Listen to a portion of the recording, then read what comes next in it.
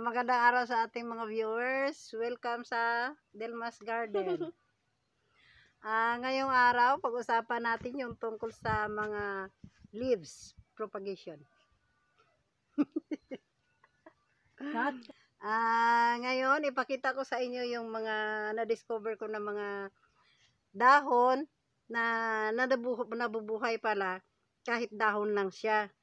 So, unang-una, bago pala, maliban pala sa cactus, di ba yung mga succulent at cactus, meron yun ng mga nabubuhay talaga sa dahon lang. So, katulad nitong succulent na to, na ganito siya, di ba? So, ngayon, nilagay natin sa lupa yung dahon niya lang, tinanggal dyan, nagkaroon na ng panibagong suhi. At gaya nito, tinanim yung dahon niya rin, ito nagkaroon na rin siya. Ito din, mga succulent dito, ito mga dahon lang din ito nagturubo na ito. Yan, galing dito yan sa dahon niya. Nagtubo din siya. Ito din, ito yan siya, dahon niya rin. Ito tingnan nyo, dahon lang, nagkaroon din siya ng mga dahon-dahon din. Ito din ang succulent, kapamilya. Yan, tatapon na lang sana yan ha, tatapon na lang, pero nilagay namin sa lupa, yung sa pulibag na ito, nga nagkaroon siya ng ugat. Yun, pati ito din. Ito pala, yan pala, tingnan mo, may ugat na rin yan siya. Saan din? Ito din. So ito yung nag-ugat na, matigas na nga siya, kasi may ugat na siya. Natanggal ang ugat, Yan. Ganyan yan mga pala itong mga succulent at cactus. Ito naman, kagaya nitong cactus na ito, tinatanggal lang natin yung mga anak niya na ito, ititinatanim natin, ito na siya ang anak niya. So yan. Ngayon, dito naman tayo sa mga halaman. Simulan natin sa halaman na dito sa bigonia. Ito kasi dahil maganda ang bulaklak niya at dahon pa lang maganda na rin. Ito siya, nahulog lang ito sa kanyang puno, sa kanyang pinaka mother plant, nahulog siya. Nanghinayang naman ako na itapon, try ko lang na baon sa lupa, sa polybag nilagay. Ngayon, nung hilain ko ilang nakita ko buhay pa rin naman, ilang linggo na. So, tiningnan ko, ang tigas niya, yung pala, may ugat na. So, pakita ko sa inyo yung ugat niya, ha.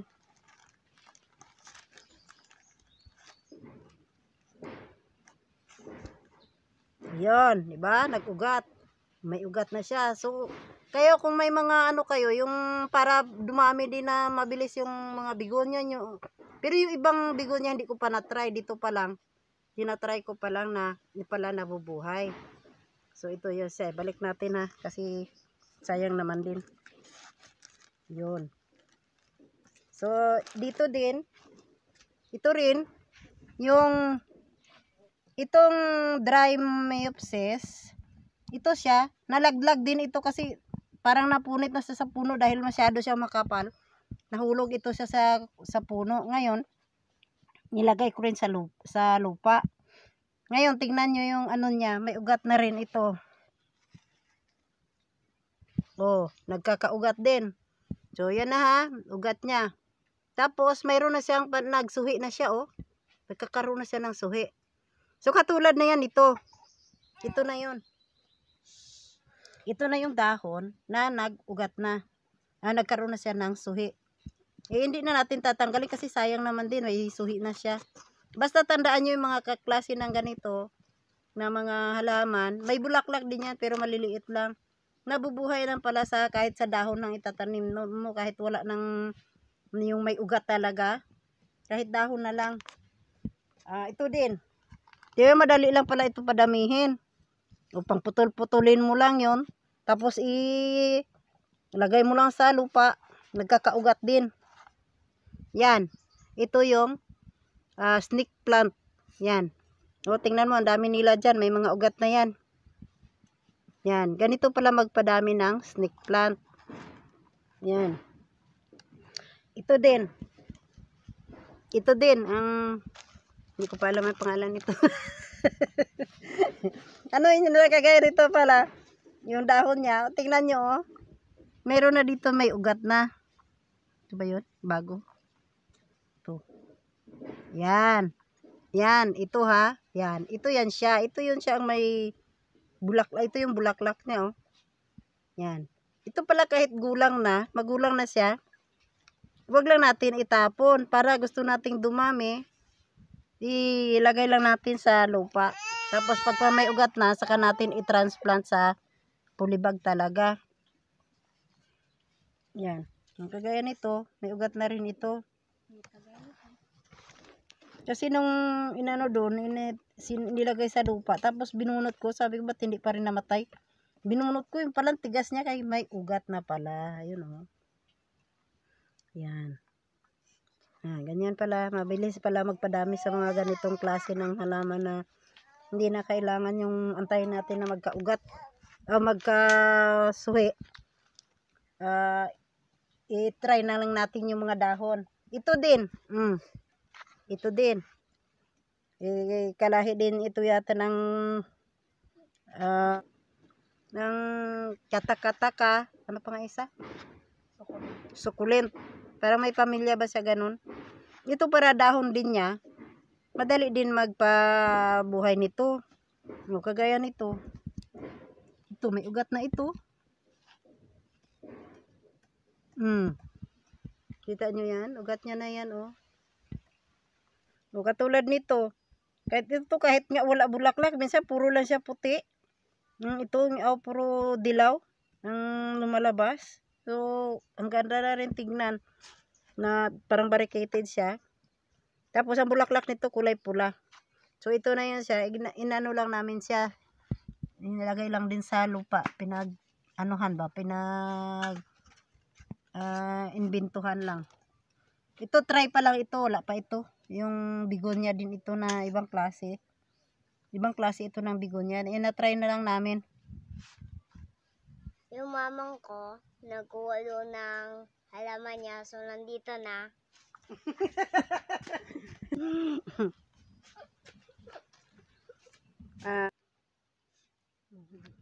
So, ito yung pikara. Ang dahon pala nito na umuugat din. Ito yung pikara ha. Yan. Mahirap din ito buhayin. Pero yun pala, kasi kung minsan itutusok natin yung mga sanga niya, minsan di tayo makapabuhay. Ito palang pikara, nabubuhay din yung dahon niya. Na pwede rin natin mapadami sa pamamagitan ng dahon din. Kasi may natanggal itong dahon. Doon sa mother plant, ito kasi ang anak na lang ito. Yung mother plant ko na ibinta ko na kasi. Yun doon sa mother plant niya, may natanggal na dahon. So, nang mga tagal na siya kasi doon na hulog. Yung sabi ko kukunin ko para itapon. Bakit ang tigas niya bunutin? Yung pala mayroon na siyang ugat. So nagsimula na ako magtanim din ng ng dahon niya. Ito pala siya, tingnan niyo. May ugat na din. Nagsimula din ang ugat niya, oh. Yan. Yung pinakaugat niya. So, pwede pala natin padamihin itong pikara natin sa pamamagitan ng dahon lang. Lalo na yung dahon medyo gulang-gulang na rin. Ilagay natin sa lupa o sa mga polybag. Ano lang natin ng ganun lang. Hindi ba sabi binaon talaga natin? Ganun lang, oh. Yan. Hindi natin lahat. Ganun lang para makita natin paglabas ng ugat niya. So, itong mga bago nating propagation, pagka ganito, hindi natin masyado pa ulanan muna ng gusto. Yung babasa-basa lang yung lupa niya, tapos lagay lang natin muna doon sa malilim, hindi na siya pa masyadong mainitan, hindi rin masyado laging basa para mabuhay. So, yun ang ating topic sa ngayon.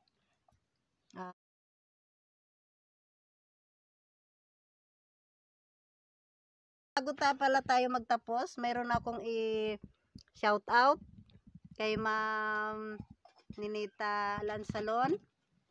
Tsaka kay shout out ko rin kay Mrs. Lourdes Francisco, Mrs. Francisco. Papakita ko yung pinamigay mo noon. Ito na yun, yung kalatiya mo. Yung binigay mo noon. Yan. Na 3 na ito pero nandun yung isa sa kabila. Namigay mo kasi na napadami ko na rin. At saka itong monstera. Yan, ilang puno na ito? 3. Ito pa isa eh. At saka yung iba pang kalatiyan pinamigay mo na ano ko na rin, transplant. So maraming salamat. At saka yung pala paabot ko dun sa mga nang gusto mag ano sa atin ng mga orchids, yung banda. Hindi tayo pwedeng ano tawag dito? Magpa-ship ng ating banda. Kasi mahirap. Kung gusto nyo, punta na lang kayo dito. May mga kuwan pa yan, may mga giveaway. Pag nagpunta kayo dito.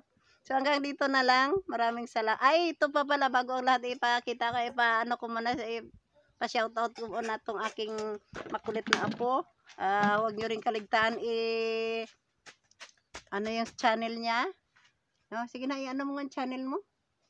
Yung channel ko, Zoe Castor TV. I-subscribe niyo yung Zoe Castor TV. Sa mga anak niyo. Sa mga anak mo. Makukulit. At saka si ano nga pala si Marvin Martinez yung sa ano niya, Vince Park at saka Vince Kitchen. Para updated kayo sa susunod na recipe.